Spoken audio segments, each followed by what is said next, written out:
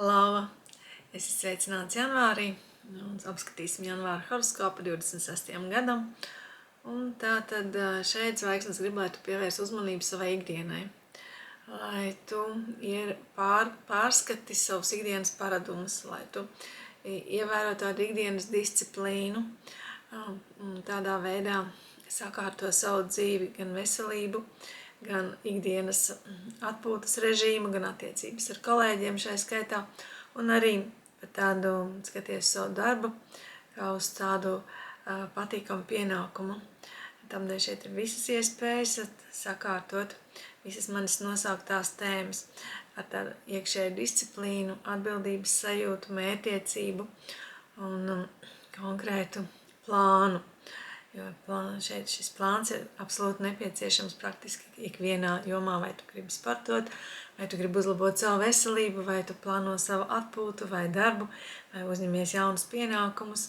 Šeit kāds var uzņemties arī rūpes par mājdzīvniekiem, vai tiešām parūpēties arī par tuviem cilvēkiem, par kolēģiem, darba kolēģiem tā skaitā.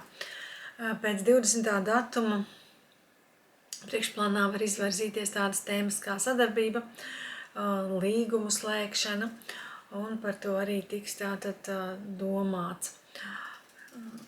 Noteikti šis ir tāds mēnesis, kad tu pārbaudīsi sevi, cik tu esi disciplinēts, kā tu spēj pašdisciplinēt pats sevi, un tādā veidā sakārtojot savu dzīvi.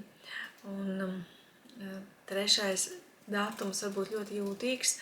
Šeit tas var būt tāds, ka tu vari sajust gan emocionālu pārslodzi, gan tādu nogurumu, kādam var arī veselība šeit likt par sevi parūpēties. Tātad šeit ir vajadzīgs miers, vajadzīgs klusums, vajadzīga atpūta, rūpēties par savu imunitāti noteikti.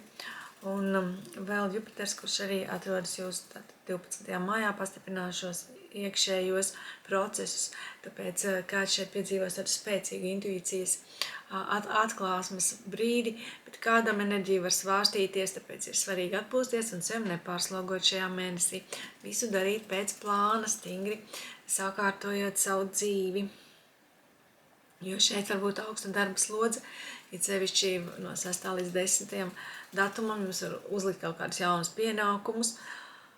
Un no vienas puses tas ir patīkami, tur var būt arī harmonija darbā, tur var būt laba sadarbība, bet tur var būt arī tātad kaut kādi jauni izaicinājumi, kas arī ir jāuzņemās. Un šeit var būt arī milzīgs tās darba spars un tāda vēlme un arī spēja daudz padarīt. Bet noteikti tas var būt arī kā risks izdegšanai, pārmērīgi daudz atdošanai citiem, un kāds var arī ignorēt savu ķermeņa vajadzības, tāpēc vēlreiz akcentēsim šo te tādu skatu pašam uz sevi. Un es ieteiktu jums neupurēt savu veselību pienākumu dēļ. Un mēneša sākumā varbūt neskaidri šie uzdevumi, kas jums ir jāveic darbā, tur varbūt arī kaut kādi pārpratumi, tāpēc esiet tādi piesardzīgāki. Pārāk daudz informācijas, kuru jums ir grūti apstrādāt, vai arī kaut kādi kavējumi vai sarežģījumi ar kaut kādiem saistīti ar darbu, varbūt ap 14. datumu, bet jūs atradīsiet noteikti efektīvus risinājumus tām problēmām, kas radīsies, un izmantosiet kaut kādus jauninājumus savā darbā, ieviesīsiet turpat kaut kādas jaunas darba metodas, jūs varat tātad ieviest viņu sevišķi ap 18. 19. datumu. Un šeit varat arī kardināli mainīt, kaut kādas attiecības vai sadarbības līgumus, kaut ko pavisam jaunu jūs varat ieviest 20. 22. datums.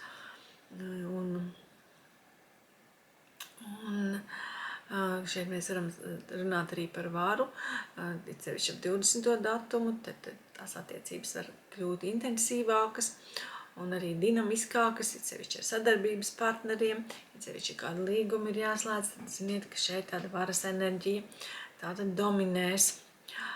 Mars pieprasīs aktīvu rīcību, bet bez stresa, bez sportojot, bet saprātīgi, bez lielas pārslodzes līdz 23. datumam, tātad aktīva rīcība, bet pacentieties to visu darīt tātad atkal pakāpeniski soli pa solim, un lai tas ir kontrolēts, lai tas jūsu izrāviens vai ceļš uz mērķi, lai viņš ir kontrolēts, vienalga, vai jūs tātad ar sportu nodarbojaties, vai tas ir kāds uzdevums, ko jūs veicat.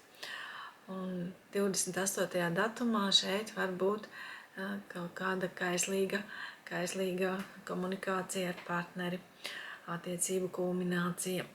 26. datums mums visiem ir būtisks, jo šeit Neptūns ieiet taunā. Un jums var parādīties interesi par kādu garīgu mācību, par filozofiju, pēc būtības jūs meklējat dzīves jēgu. Un tie, kas meklē, tie var arī tad viņu tur atrast. Šeit var būt arī parādīties vēlme izkāpt no tās ikdienības, ar ko jūs esat šajā mēnesī pārēm tā kā pārņemti. Un kāds var tātad arī meklēt kaut kādu jaunu dzīves virzienu. Un mēs varam teikt, ka es jums ieteiktu akcentēties uz veselību un uz darba tēmu šajā mēnesī. Un tātad tieši caur disciplīnu. Arī, ja jums jākārto veselība, tad ziniet, ka dariet to kā darbu, jums viss izdosies. Un šeit var beigties arī kādas vecas sadarbības šajā mēnesī un jaunas sākties. Visā ir vajadzīgs patīkams tātad līdzsvars. Un, ja mēs runājam tieši par darbu, tad esiet gatavi pienākumiem, esiet gatavi, ka var mainīties kaut kādi darba grafiki, vai jūs paši varat ieteikt tos sastādīt.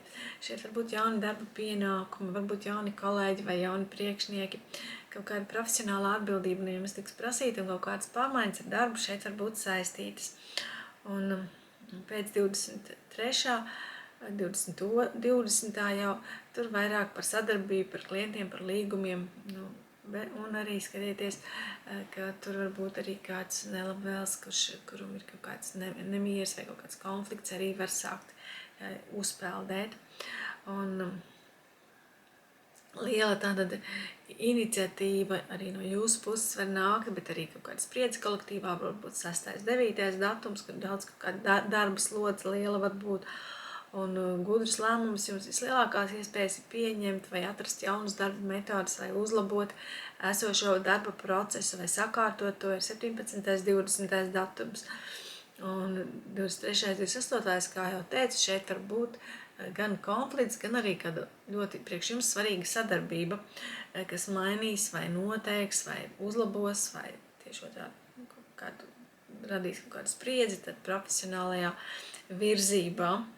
Un šeit noteikti strādājiet gudri, atcerieties, ka jūs nedrīkstat pārpūlēties, jums viss ir jāsalbalansē un kvalitatīvi jāizdara darbs šajā mēnesī. Var gadīties, ka nauda šajā mēnesī plūdīs prom nemanot, jo te būs jārūpējas par veselību, ne tikai savu, bet arī citu.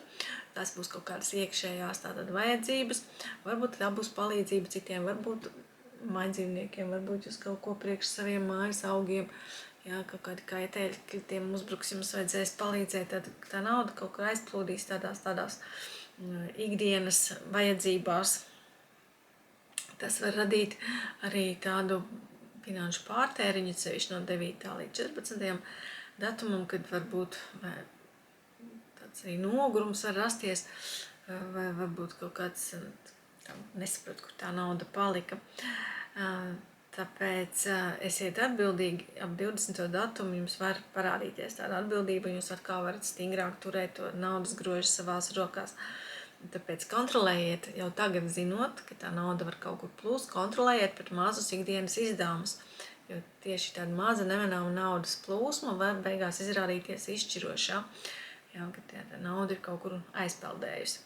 Un ja mēs runājam par mīlestību, tad šeit varbūt kādam var likties, ka tās attiecības kļūšas pārāk ikdienišķas, bet tā tas arī var būt, jo šeit šī mīlestība šajā mēnesī ir jāizpauž un arī jāsaņem caur rūpēm, caur darbiem, caur praktisku atbalstu, un tas var kādam arī likties, ka gribas kaut ko romantisku, un tas romantiskais šajā mēnesī var arī nebūt.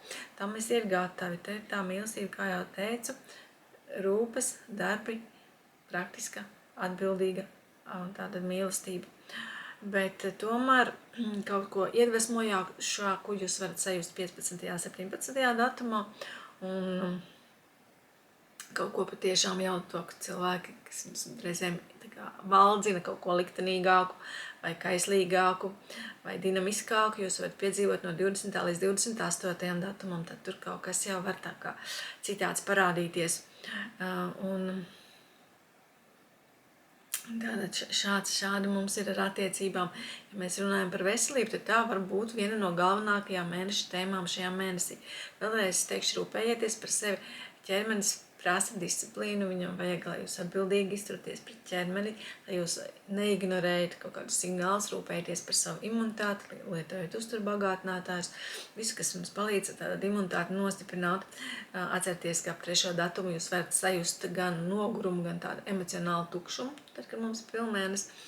Un tad sevišķi par sevi parūpējieties. Tāpat pirmajos datumos var būt kaut kāda koncentrēšanās traucējumi, tad arī nogurums vai nepatīkama sajūta. Un vispār mēneša pirmajā dekādē šeit var būt gan pārpūle, gan izdegšanas riski. Tāpēc kārtīgi izgulieties, atcerieties, ka regulārs režīms jums ir obligāti nepieciešams. Šis ir tas mēnesis, kad jums kosmos arī palīdzēs sakārtot, pamanīt kādas vājās vietas, visu tā tad izdarīt, ja. Un pēc 20. pieauga īpaši tāda emocionāla spriedze, tad jo sevišķi par sevi rūpējieties. Un tāpēc es teiktu, ka šis mēnesis ir tāds, kad jums jāpagriežas uz sevi pašiem pret sevi, jāklausās savās sajūtās un par sevi patiešām jāparūpējās. Un pēc tam sākat rūpēties arī par citiem, jo atcerieties, ka šajā mēnesī tā mīlestība ir tāda, ka viņi izpaužas ar rūpēm. Gan jums gribēsies, lai par jums parūpējas, gan arī jums ir jāparūpējas par citiem. Tā, visu labu!